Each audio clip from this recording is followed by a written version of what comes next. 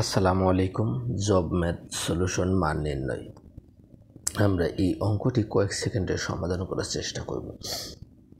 আমরা সর্বপ্রথম এই জিনিসটার কাজ করব। এর লসক হতেছে আমাদের কি এক্স দ্বারা এক্সকে গুণ করলে এক্স স্কোয়ার প্লাস 1 সমান কত 4।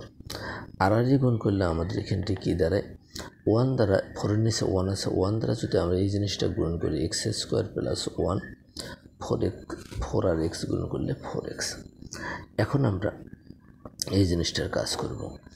এখন আমাদের কি উপরে আমরা এক্স লিখেছি, এই জিনিসটার যোগফল কত এক্স স্কোয়ার প্লাস 1 সমান আমরা পাইছি কত 4x মাইনাস 3x সমান এক্স ডিভাইডেড কত 4x থেকে 3x চলে গেলে এক্স আর এক্স কাটলে আমরা কত পাবো 1 পাবো।